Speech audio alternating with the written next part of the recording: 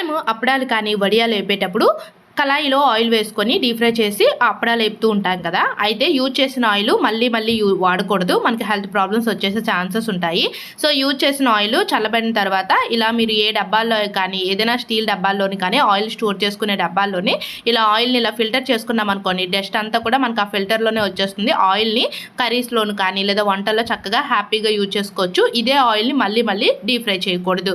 ఇలాగే ఆయిల్ వంపేటప్పుడు సడన్గా మనకి ఒక్కొక్కసారి ఫ్లోర్ పెన్ ఒలిగిపోతూ ఉంటుంది కదా. ఫ్లోర్ పెన్ ఒలిగింది అంటే ఇంకెలా ఉంటుందో మన అందరికీ తెలుసు.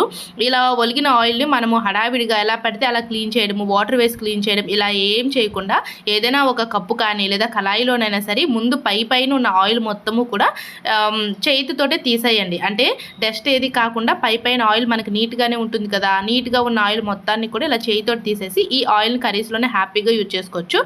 పైన తీసి అడుగు ఆయిల్ మనకి కింద ఎంతైనా ఫ్లోర్ కాబట్టి కొంచెమైనా డస్ట్ ఉంటుంది కదా, సో ఆ ఆయిల్ క్లీన్ చేయకుండా ఇంకా అలానే ఉంచేయాలి. కొంతమంది వాటర్ వేసి క్లీన్ చేస్తారు.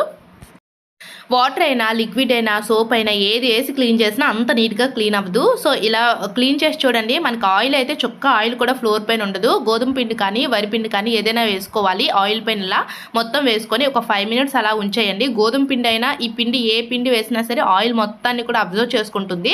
మనకి చుక్క ఆయిల్ కూడా ఫ్లోర్ పైన ఉండకుండా నీట్గా క్లీన్ అవుతుంది.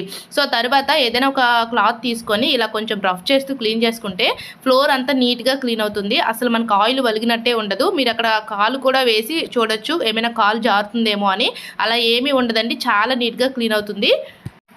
ఈ టిప్పు చాలా బాగా వర్క్ అవుతుంది. స్కూల్కి వెళ్ళే పిల్లలు ఇంట్లో ఉంటే మనం సాక్స్లు ఎన్నెన్నో ఒకే దగ్గర పెట్టేసి టయానికి వెతుక్కుంటూ ఉంటాము. మార్నింగ్ ఎంత టైం వేస్ట్ అవుతుందో మనకు తెలుసు.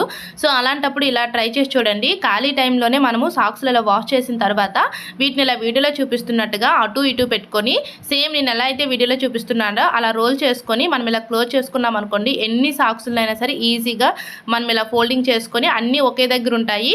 సో మనకి టైం కూడా అంతగా వేస్ట్ అవ్వదు. సాక్స్లు ఎక్కడ పెడితే అక్కడ చూడడానికి అసలు ఏం బాగోవు కదా. అలాంటప్పుడు మనం ఇలా ముందుగానే ఫోల్డింగ్ చేసి ఒక దగ్గర పెట్టుకుంటే చక్కగా మన టైం కూడా వేస్ట్ అవ్వకుండా ఉంటుంది.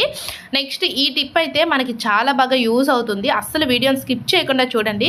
మనం కొత్త చీపురు తెచ్చుకున్న వెంటనే చీపురు ఇంట్లో ఉన్న డస్ట్ కంటే చీపురుకున్న డస్ట్ ఎక్కువగా ఉంటుంది కదా. సో ఈ డస్ట్ క్లీన్ చేయడానికి నార్మల్గా అయితే మనం కొంతమంది వాటర్ గట్టు వేసి క్లీన్ చేస్తారు. అలా వేసి క్లీన్ చేసినా చీపురు త్వరగా పోతుంది. ఇలా ఒకసారి క్లీన్ చేసి చూడండి.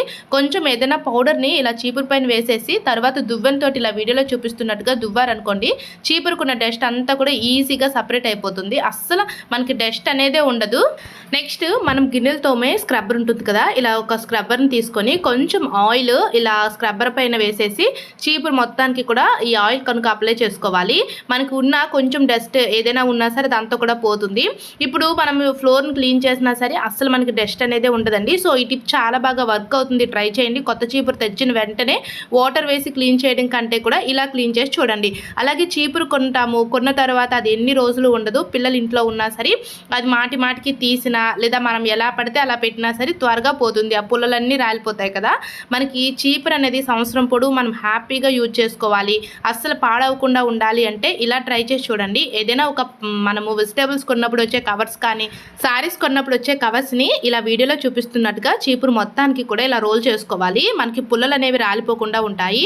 ఇప్పుడు ఏదైనా ఒక కాటన్ క్లాత్ని పెట్టేసి చక్కగా ఐరన్ చేసేయాలి. ఐరన్ చేస్తే మనకి ఆ యొక్క కవర్ అనేది ఆ చీపురుకి ఇలాగా స్టిక్ అయిపోయి ఉంటుందండి. అస్సలు ఇంకా రాదు. పుల్లలు ఏమైనా ఉన్నా సరే లూజ్గా ఉన్న కోస్తా మనకి ఇక్కడ టైట్గా అయిపోతాయి అన్నమాట. సో అస్సలు మనకి పుల్లలు అనేవి రాలే ఛాన్సే ఉండదు. మనం హ్యాపీగా చీపురుని సంవత్సరం పొడవు యూజ్ చేసుకోవచ్చు. టిప్ బాగా యూజ్ అవుతుంది, ట్రై చేయండి. కొత్త చీపురు తెస్తే మీరు ఎలా క్లీన్ చేస్తారో కూడా కామెంట్ చేయండి. ఇంట్లో కొబ్బరికాయలు ఎక్కువగా ఉన్నప్పుడు, కొబ్బరి ముక్కలు ఎక్కువగా ఉన్నప్పుడు వీటిని మనం ఎప్పుడు చట్నీలకి పచ్చళ్ళకే కాకుండా ప్యూర్ కోకోనట్ ఆయిల్ కూడా ఇలా ఆడించుకోవచ్చు. ముక్కలన్నింటినీ కూడా మరి పెద్ద ముక్కలు కాకుండా ఇలా చిన్న ముక్కలుగా తురుముకొని ఎండలో ఒక 2 రోజులు పెట్టామనుకోండి, ఇవి బాగా ఎండిపోతాయి. వీటిని సపరేట్గా ఎండిపోయిన తర్వాత కవర్లో పెట్టి ఫ్రిడ్జ్లో స్టోర్ చేసుకోవాలి. ఇలా ఎందుకంటే మనకి ఒకేసారి అంటే ఎక్కువ కొబ్బరికాయలు ఉండవు కదా. సో పూజల టైంలో మనం కొబ్బరికాయలు కొట్టేటప్పుడు ఇలా ముక్కలుగా కట్ చేసుకొని ఉంచుకోవాలి. ఇవైతే ఇంతకు ముందు ఒక దగ్గర ఒక 1 month బ్యాక్ అండి. సో ఇవైతే బాగా ఆరిపోయాయి, ఫ్రిడ్జ్లోనే స్టోర్ చేశాను. ఇప్పుడు ఈ ముక్కలు అన్నీ ఒకేసారి మనం అంటే 1 kg 2 kg అయ్యాయి అనుకోండి, ఒక్కసారి మనం కోకోనట్ ఆయిల్ అనేది ఆడించుకోవచ్చు. ఈ సీజన్లో ఏంటి అంటే కాళ్ళు పగుళ్ళు, పెదాలు, అలాగే చేతులు పగుళ్ళు ఇవన్నీ కూడా ఉంటాయి కదా. సో అలాగే హెయిర్కి కూడా మనకి ప్యూర్ కోకోనట్ ఆయిల్ బెటర్. మనకి ఇప్పుడు మార్కెట్లో కెమికల్స్తో ఉన్న ఆయిల్స్ ఎన్నో ఉన్నాయి, బట్ వాటికంటే కూడా మనం ఇలా ఆడించుకున్న ఆయిల్ అయితే స్కిన్కి అయినా హెయిర్కి అయినా చాలా మంచిది. వీడియో నచ్చితే లైక్ చేసి సబ్స్క్రైబ్ చేసుకుని ఛానల్ని ఫాలో అవ్వండి. మన ఛానల్లో మంచి మంచి కిచెన్ టిప్స్ ఉన్నాయి, ఒక్కసారి చెక్ చేయండి. Thank you.